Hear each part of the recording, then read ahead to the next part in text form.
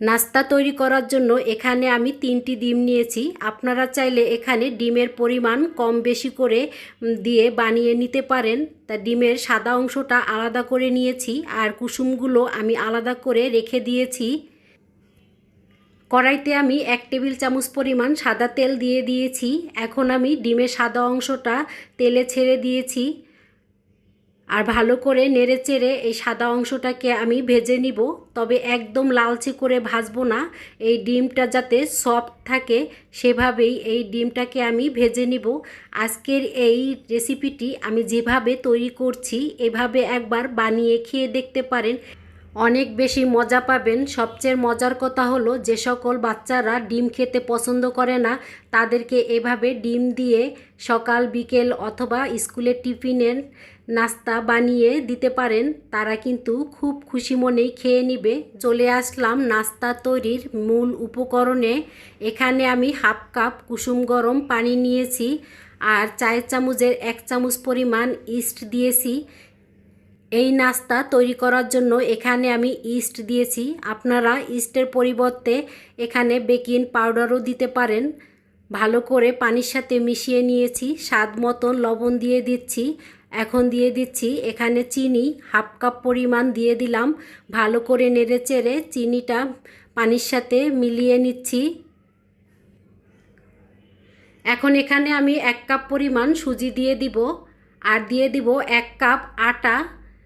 তা এই নাস্তাতে আপনি চাইলে শুধু আটা দিয়েও তৈরি করতে পারেন, আবার যাদের হাতের কাছে সুজি থাকে তারা দুটোটা উপকরণ দিয়ে সম পরিমাণ করে তৈরি করে নিতে পারেন। তবে আমি বলবো এখানে সুজি অবশ্যই দিবেন, আর সুজিটা দিলে কিন্তু এই নাস্তাটা খেতে অনেক বেশি মজা হয়। এখন এখানে আমি অল্প অল্প পানি দিয়ে ব্যাটারটাকে মাখিয়ে নিচ্ছি। আমার যে সকল ভাই বোনেরা ভিডিওটা দেখছেন এবং দেখতে দেখতে এই পর্যায়ে চলে আসছেন, ভাই বোনেরা যদি একটা লাইক দিয়ে না থাকেন একটা লাইক দিয়ে পুরো ভিডিওর সাথে থাকবেন, আর রেসিপিটি দেখলেই বুঝতে পারবেন আমি কিভাবে তৈরি করেছি। ভাজা ডিমের সাদা অংশ ঠান্ডা হয়ে গেছে, এখন আমি হাত দিয়ে একটু ভেঙে দিচ্ছি। আর ডিমের যেই কুসুমগুলো আমি আলাদা করে রেখে দিয়েছিলাম সেই কুসুমগুলো এখন একটা একটা করে এই সাদা অংশের উপরে দিয়ে দিচ্ছি।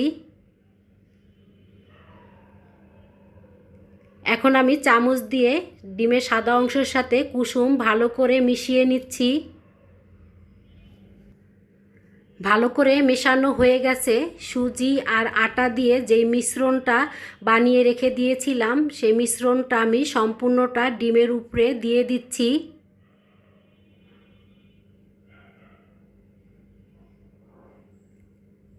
এখন এখানে দিয়ে দিচ্ছি আমি 2 টেবিল চামচ পরিমাণ গুঁড়ো দুধ। আপনাদের হাতের কাছে যদি গুঁড়ো দুধ না থাকে, সুজি আর আটা মিশ্রণে আমি পানি ব্যবহার করেছি, সেখানে আপনারা লিকুইড দুধ দিয়ে মাখিয়ে নিতে পারেন।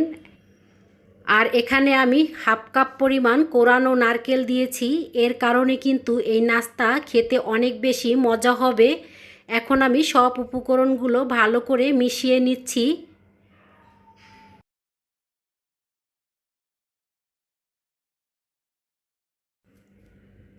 আটা সুজিতে ইস্ট দিয়েছিলাম, সেজন্য ডিমের সাথে মিশিয়ে নিতে একটু সময় লাগবে। 1 থেকে 2 মিনিট ভালো করে এভাবে নেড়েচেড়ে নিলেই দেখবেন ভালো করে মিশে যাবে। এখানে আমি কয়েক ফোঁটা ভিনেগার দিয়ে দিচ্ছি।